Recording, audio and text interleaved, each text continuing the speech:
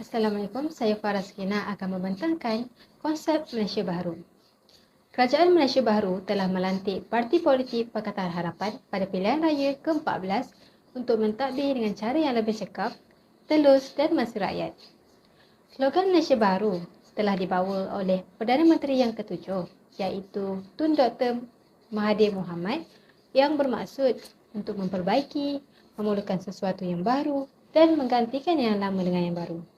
Konsep ini adalah usaha untuk meningkatkan lagi semua aspek yang dilihat perlu diperbaiki dan meningkatkan lagi kejayaan dan pencapaian negara. Permulaan konsep ini adalah kerana atas respon rakyat yang telah muak dengan politik yang berpecah belah dan juga gejala rasuah yang tersebar luas pada negara ini. Malaysia Baharu memberi pendekatan kepada menolak sepenuhnya kleptokrasi dan mengamalkan demokrasi berdasarkan undang-undang. Antara agenda Malaysia Baharu 2018 yang telah kami temui iaitu Wawasan Kemakmuran Bersama 2030 atau WKB 2030. Agenda ini telah dibentuk oleh Kerajaan Baharu iaitu Pakatan Harapan dengan iltizam untuk menjadikan Malaysia sebuah negara yang terus membangun secara mampan seiring dengan pengagihan ekonomi yang adil, saksama dan inklusif di semua peringkat. Matlamat utama WKB 2030 adalah untuk menyediakan taraf hidup yang wajar iaitu decent standard of living kepada seluruh rakyat Malaysia pada tahun 2030. Seterusnya, kerajaan telah menggariskan 3 objektif yang diperlukan untuk mencapai matlamat 2030 iaitu pertama-tamanya ialah pembangunan untuk semua. Objektif ini bermaksud kerajaan akan menstruktur semula ekonomi negara ke arah yang lebih progresif, berpaksikan ilmu dan melibatkan penyertaan yang menyeluruh dari masyarakat di semua peringkat. Dan yang kedua, Kerajaan Baharu juga ingin menangani masalah berkaitan jurang kekayaan dan pendapatan. Hal ini kerana negara mengalami jurang ekonomi yang besar antara kumpulan pendapatan, etnik, rantaian bekalan, pembangunan wilayah dengan tujuan untuk menyamaratakan kesemua rakyat supaya tiada yang ketinggalan. Dan objektif yang terakhir iaitu Kerajaan Baharu telah tetapkan iaitu negara bersatu, makmur dan bermaruah. Kerajaan mempunyai hasrat yang tinggi untuk menjadikan Malaysia sebagai sebuah negara yang menjadi penanda aras bagi negara-negara Asia lain dengan memastikan objektif yang terakhir ini terlaksana. Objektif-objektif yang dinyatakan di sini tidak akan berhasil tanpa adanya 7 teras strategik yang mana akan membantu kerajaan berjaya mencapai objektif-objektif tersebut. 7 teras strategik WKB 2030 meliputi penstrukturan dan penambahbaikan ekosistem perniagaan dan perindustrian negara, menganalisa dan menjadi perintis dalam sektor pertumbuhan baharu, membentuk kepakaran dalam pelbagai jenis kemahiran dan sumber tenaga negara, memulihkan pasaran buruh dan gaji pekerja, mengekalkan kesejahteraan sosial, pembangunan wilayah yang menyeluruh serta peningkatan modal sosial dalam masyarakat di Malaysia. Itu antara ringkasan WKB 2030 yang dapat saya simpulkan. Sekian, terima kasih. Kerajaan Pakatan Harapan yang berkuasa dari 2015 hingga 2020 telah membawa perubahan yang mendalam dalam ekonomi dan iklim politik Malaysia. Berikut merupakan 2 isi penting mengenai pencapaian Malaysia Baharu. Kemajuan dalam pelaksanaan inisiatif. Pelaksanaan pelbagai inisiatif pembangunan dapat memberikan kebaikan yang besar dan memiliki dampak yang signifikan bagi rakyat dan negara.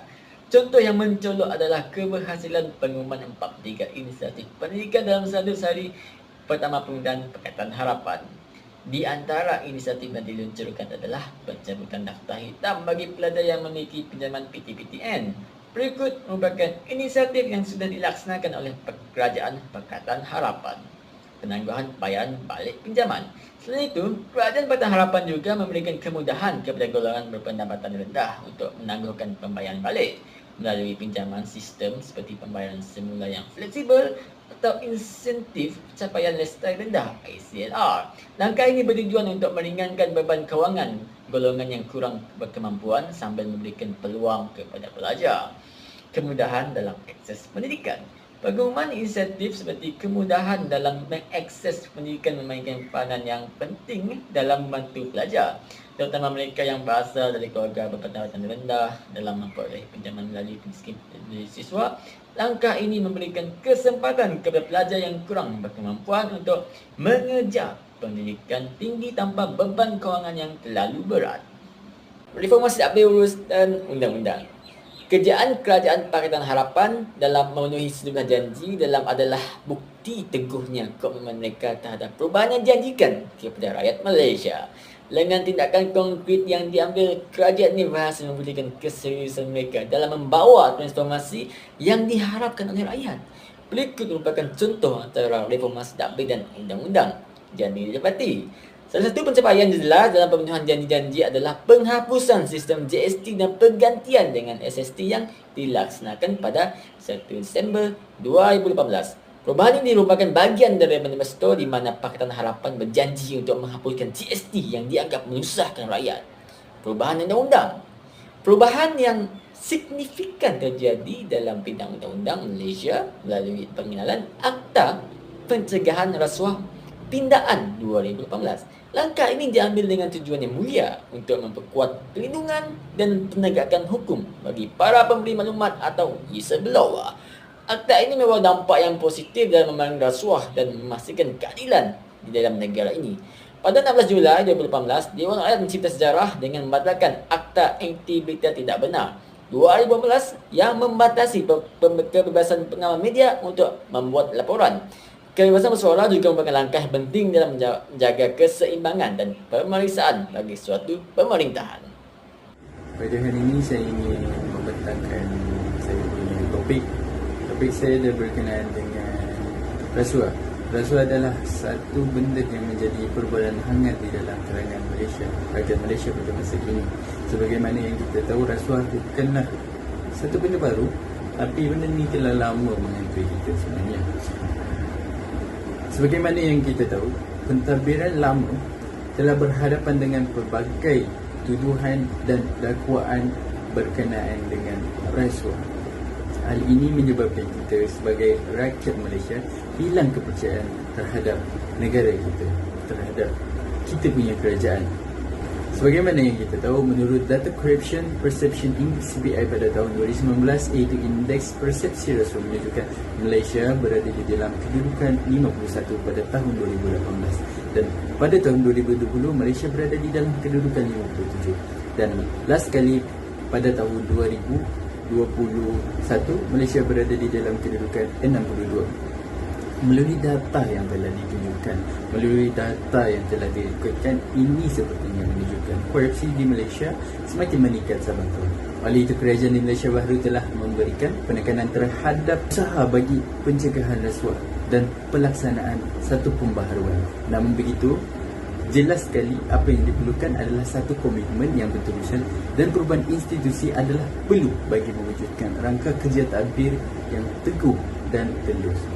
Poin seterusnya yang saya akan sentuh adalah berkaitan dengan pembangunan yang tidak seimbang yang telah berlaku di dalam negara kita. Pembangunan ekonomi di Malaysia dapat dilihat dengan menilai aktiviti pembangunan fizikal dan proses urbanisasi yang berlaku di beberapa kawasan sekitar. Manakala pembangunan sosial mempunyai perkembangan positif namun sangat minimal jika dibandingkan dengan pembangunan fizikal seperti pembangunan ekonomi. Pembangunan sosial yang minimal ini boleh dikaitkan dengan nilai etika dan moral dalam rakyat Malaysia. Sebagai contoh, pada tahun 2018, kadar jenayah di Malaysia telah mengalami peningkatan melebihi 10% berbanding 2 tahun yang lalu. Statistik ini telah membuktikan bahawa pembangunan yang tidak seimbang telah menjadi salah satu cabaran yang terbesar yang perlu dihadapi untuk mencapai Malaysia baru. Seterusnya adalah langkah-langkah dalam mencapai Malaysia Baharu. Antara langkah-langkah dalam mencapai Malaysia Baharu ialah melalui pemulihan tadbir urus negara dan pembaharuan institusi. Pemulihan tadbir urus negara dan pembaharuan institusi ini dilakukan oleh Kerajaan Pakatan Harapan setelah mereka berjaya mengambil alih pentadbiran Putrajaya pada pilihan raya ke-14.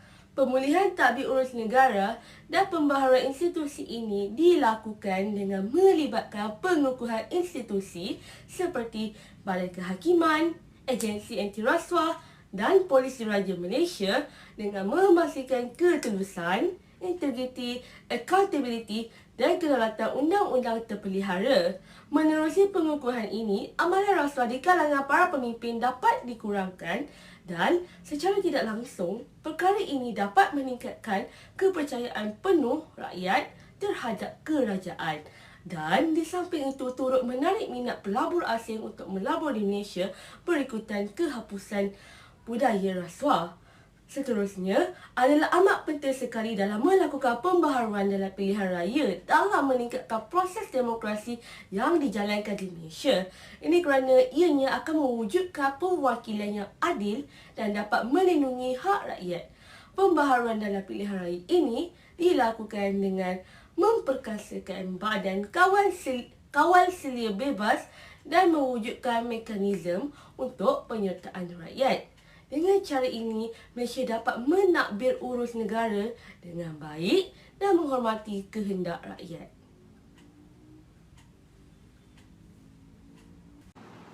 Hai, nama saya Francisca Eureka Pitipos dan saya akan menjelaskan langkah kedua bagi mencapai Malaysia Baharu. Budaya keusahawanan didefinisikan sebagai corak perilaku individu dan kumpulan individu dalam sebuah masyarakat yang cenderung ke arah melakukan kegiatan-kegiatan yang berkaitan dengan perniagaan.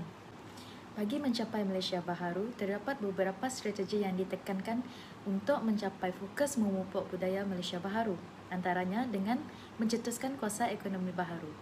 Kuasa ekonomi ini termasuklah memupuk ekonomi digital.